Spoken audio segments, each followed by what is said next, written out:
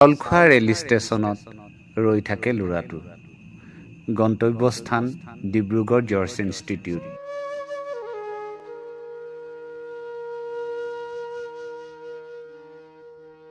কিতাপৰ বোজালৈ চাউলখোৱা ৰেল ষ্টেচনত ডিব্ৰুগড়মুখী ৰেলখনৰ বাবে বাট চাই থাকে বকুল বাগিচাৰ বৰবাবুৰ ভায়েকটো।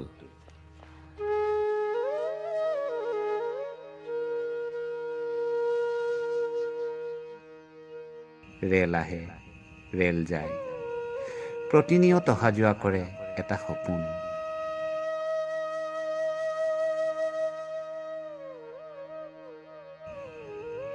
ক্লাছত শৰ্মা ছাৰ, কুশকান্ত পাটৈ ছাৰৰ ৰঙা চকু, এলজেব্ৰা মুখস্থ মাতিব নোৱাৰাজনৰ ফাট দিয়া বসুমতী, পতালে লুকাওঁ অৱস্থা।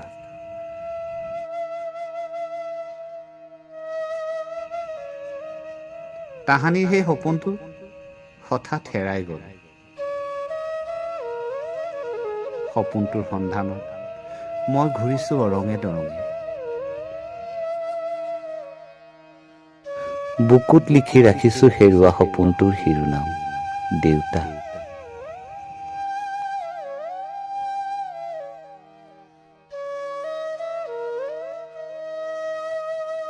অ' দেউতা, সপোনত আহিবিচোন এবাৰ, তোৰ স্কুলীয়া দিনৰ কথাবোৰ ক'বলৈ।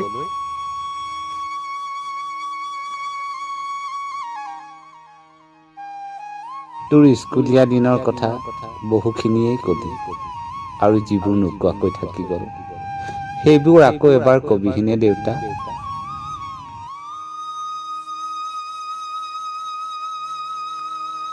মনৰ ডায়েৰীখন বৰ আলফুলে বুকুত সাৱটি ৰাখিছো। তই বাৰু কেতিয়া আহিবি? হেঁপাহৰ নিজৰা কাপেৰে তোৰ স্কুলীয়া দিনৰ কথাবোৰ কেতিয়া লিখিব পাম দেউতা?